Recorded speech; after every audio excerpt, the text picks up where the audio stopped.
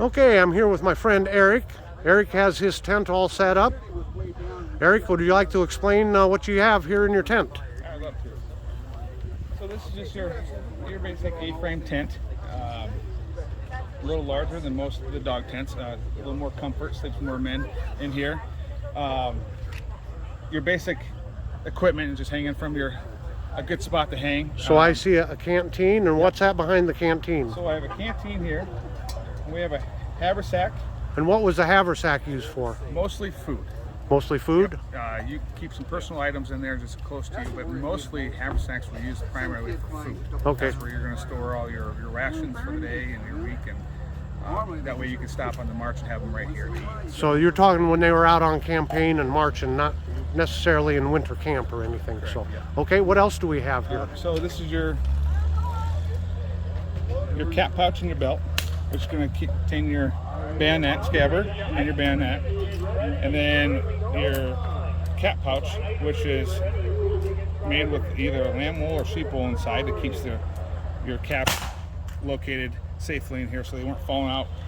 And kept dry. Yep, because without these you're not going to be firing your gun. So these are your brass chest plate, your breastplate.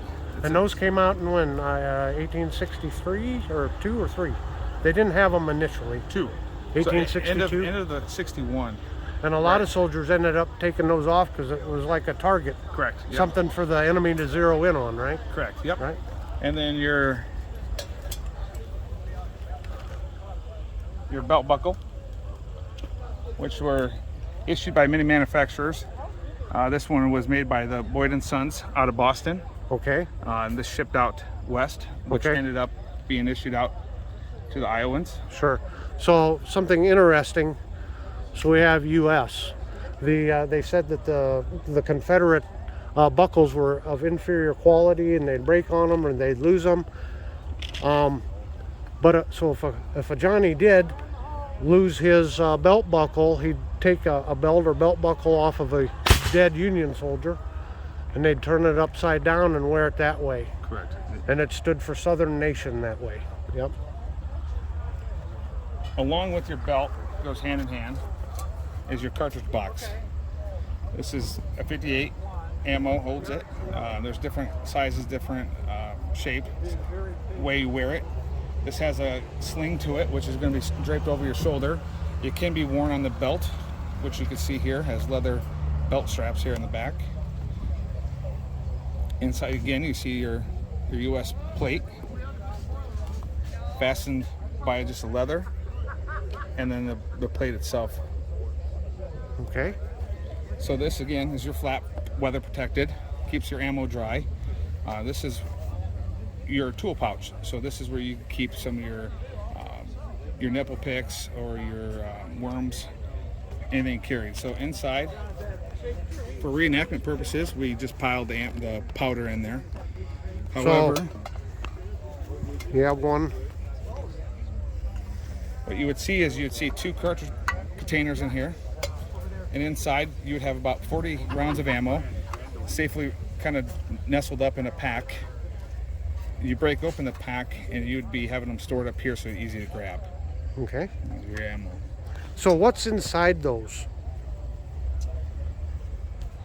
So this is your bullet is sitting on top of the packed powder. Okay. This right here is going to give you easy access to break the paper, which then you can advance it into your muzzle, and the powder would drop. Then the bullet would seed down on top of the powder, which you would remove your ramrod down into your barrel, and then seed the bullet right on top of your powder, which then your next step would be placing the cap on the nipple, and then you're live for fire. Okay, great. We have a lot of other interesting things down here. Like, what's that little candle down there? Let me move around this way. What's so special about this little candle? So when soldiers were on march, it wasn't typical for them to carry big lanterns or have the ability to carry that. So anything they could kind of fit in their knapsack, wrapped up in a shirt, blanket, keep it safe. Just a simple candles. They were issued along with the food. Your candles were issued out by your sergeant, and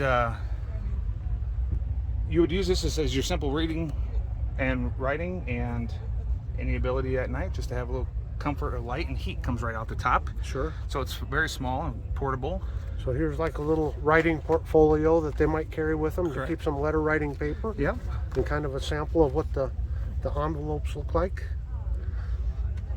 And if you notice here, Oh, I was going to ask you about this. Now, they didn't have metal dog tags back then, did they? correct. So if they started out just writing their name on a piece of paper and kind of just pinning it to their jacket in case they were killed, they know, next of kin to identify. But what's this United States Christian Commission? So the United States Christian Commission came out with these identification tags. So basically what we were seeing originally was that any soldier, like you said, would be wearing something pinned to their outfit so they could identify themselves.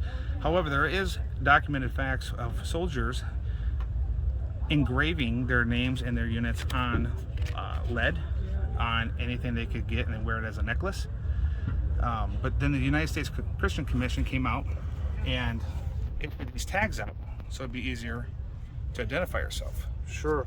Now, an interesting fact is the United States Christian Commission came out and was born out of the YMCA.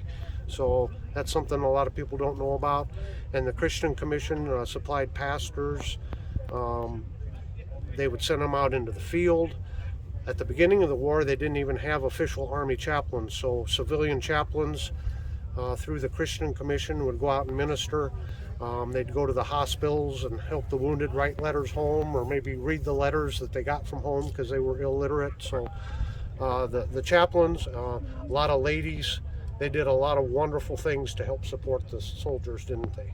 Yes. So what do we got? Some personal items over here? Yep, so just your basic quick essentials that I could use to start my day to get clean. Use some lye soap packaged up here. If you notice, it does kind of seep through a little bit, so you have a nice smell, at least in your bag. Your pocket mirror, easy for a quick shave in the morning if you need to.